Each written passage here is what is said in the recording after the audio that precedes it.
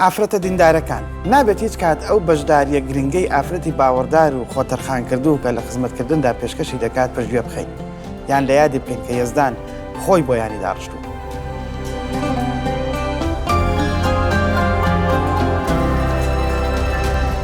لە کۆتایی ئینجیلی مەرقۆس 3 جار ئاماژە بۆ ئەو ئافرەتانە کراوە کە شوێنکەوتوی مەسیح بوون. لێرەدا کاریگەرترین ڕوودا و کاتێک بوو کە ئەیسا لە خاز دەدرێت ئەو کاتەی دوا هەناسەکانی هەڵدەکێشا مەرقۆس ئەم ڕووداوە دەگێڕێتەوە. ئەیساش بە دەنگێکی بەرز هاواری کردووە و گیانی سپارد. چەند ژنێک لە دوورەوە تەماشایان دەکرد. وەرن بابیر لەم دیمەنە بکەینەوە ئافرەتەکان لە دوورەوە دەیان ڕوانی ئەوان وەک نێردراوەکان لە مەترسیدا نەبوون. بەڵام ڕاستەکەی ئەوەیە نێردراوەکان هەمووی لەم دیمەنە داون بوون. لە کاتێکدا ئافرەتەکان هەڵ نایەن و لەوێ دەبن. لە دوورەوە ڕادەیان ڕوانی و هەڵ نەدەهاتن. ئەو ئافرەتانە کێ بوون؟ وەرن بابەتەکە بخوێنینەوە تا بزانین. لە نێوانیاندا مەریەمی مەجدەلیە و مەریەمی دایکی یاقوبی بچووک و یۆسی و سالومە دەبیندران کە بە ئەگەرێکی زۆرەوە دایکی یاقوب و یوحەنا بووە. ئەمانە لە گەلیلیەوە دوای ئیسا کەوتبوون و خزمەتیان دەکرد. ئەمە شتێکی زۆر گرینگە. سەرنج بدەن چی دەڵێت؟ ڕۆژی دیکەش دەگەڵی هاتبوونە ئۆرشەلیم. ئەم ئافرەتانە دوای ئیسا کەوتبوون و پاڵپشتیان دەکرد و هانیان دەدا. لەم دیمەنەشدا وەستا بوون و لە مەسیحیان دەڕوانی کە بەسەر خاچەکەەوە دەمرد. چەندە دیمەنێکی سامناکە دەستبەرداری نەئەبوون. ئاماژەیەکی دیکەی گرینگکە لە ئینجیلی لوقا بەر چاوەڕوونیەکی زیاترمان پێدەبەخشێت. باشتر لەو ئافرەتانەی پێمان دەناسێنێت کە لە گەلیلی لەگەڵیدا بوون. گەلیلی ئەو ناوچەیە بوو کە ئەیسا زۆرترین کاتی خۆی تێدا بەسەر بردووە لەسەر زەوی کە نزیکەی 2 ساڵ لەوێ بوو. ناونیشانی ئەم بەشە شوێنکەوتە ئەمنیەکانی ئەیسای مەسیحە. لوقا دەربارەی ئەمە دەنووسێت و دەفەرمێت دوای ئەمە ئیسا بە هەموو شار و گوندێکدا دەگەڕا و مزگەێنی پاشایەتی خودای ڕادەگەیان. 12 قوتابیەکەشی لەگەڵا بوو. چەند ئافرەتێکیش کە ڕۆحی پیس و نەخۆشی چاک ببوونەوە.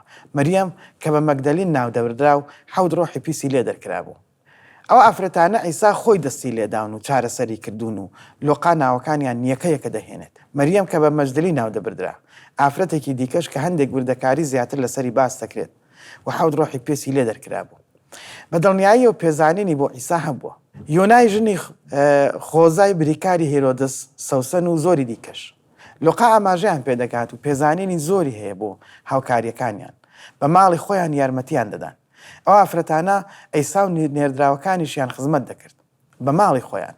ئێمە نازانین پارە و ماڵیان لەکوێ بووە. دەکرێت بێوەژن بوو بێتن و میراتیان بۆ مابێتەوە یان دەکرێت هاوسەرەکانیان تێگەیشتو بوون و پاڵپشتی خێزانەکان کردبێت بۆ یارمەتیدانی ئەیسای مەسیح. ئێمە بە تەواوی لەم دۆخەکانیان تێناگەین بەڵام ڕوونە لوقا پێزانینی بۆیان هەبوو و ڕوونی کردوتەوە کە ئەوان چەند گرنگ بوونە لە ژیانی ئەیسای مەسیحدا. ئەمە ژوا دەکات ئەم پرسیارە بۆ تێفکرین و جێبەجێکردن بخەینە ڕوو. پۆلس لە خزمەتەکەیدا لەگەڵ ژنانی خواپەرستدا چۆن پەیڕەوی لەم نمونەی ئەیسای مەسیحی کردووە لە کاتی هەوڵ و کۆششی بۆ دامەزراندنی کلیساکان. ئەم پرسیارە دەمانباتەوە سەر ڕۆما بەشی 16. ئەم بەرگەیە زۆر ناوازەیە لە کتێبی پیرۆزدا. لێرەدا پۆلس ئاماژە بۆ کۆمەڵێ کەشتی تر دەکات. تقریباً نیوەیان ئەفرەتی باوەڕدار بوون. پۆلس ڕێزی لێدەگرتن هەروەک چۆن ئەیسا و مەرقۆس و یوحەناش ڕێزیان لێدەگرتن. پۆلس لە ڕۆما 16 دەفەرمێت سەبارەت بە فیبی خوشکمان کە خزمەتکارە لە کلیسای کەنخەریە ڕاتان دەسپێرم. ئاوی فیبی گەر بە سیغەی مێ یان نێروەری بگرین جیاوازی نییە. هەر ناوێک یەکێکە لە خاوەندەکانی گریک. واتە ئافرەتێکی بتپەرست بوو هاتووە بۆ لای ئیسا. ئەو ئافرەتە لای شاری کەنخریا ژیاوە کە نزیکەیە لە شاری کۆرنسۆس کەم شارش بە هەمان شێوە بتپەرست بوونە کە دەکەوێتە نزیکەی دەریای ئیجەوە. پۆلس ئەم قسەیە بۆ باوەڕدارەکانی ڕۆما دەکات و پێیان دەڵێت سەبارەت بە فیبی خوشکمان کە خزمەتکارە لە کلیسای کەنخریا ڕاتان دەسپێرم. بە ناوی ئیسای خاوەنشکەوە پێشوازی لێ بکەن بە پێشوازیەک کە شایانی خوشک و برای پیرۆز بێت. لە هەر شتێک پێویستی پێتان بوو یارمەتی بدەن چونکە یارمەتی زۆر کەسی داوە بە منیشەوە. خەڵکانێکی زۆر پێیان وایە ئەم وتانەی بۆ باوەڕدارەکانی ڕۆما نووسیوە بۆەوەی فیبی لە خۆ بگرن چونکە پۆلس لە نووسینەوەی کتێبەکەی بۆ گەلی ڕۆما تەواو ببوو وەویست بووی بە دەستی ئەودا کتێبەکە بگێنێتە دەستی باوەڕدارەکانی ئەوێ. چ متمانەیەکیشە. ئافرەتێک خۆی ئەو مەودا زۆرە کتێبەکە ببات بۆ ڕۆما. دوایەمە پۆلس دەفەرمێت سڵاو لە پرسکیلا و ئەکیلا بکەن. کاتێک دەربارەی پرسکیلا دەخوێنینەوە بۆمان دەردەکەوێت یێزدان بە چ شێوازێکی ناوازە ئەوی بەکارهێناوە بۆ ئەوەی یارمەتی پۆلس بدات لە تێگەیشتنی ئینجیل.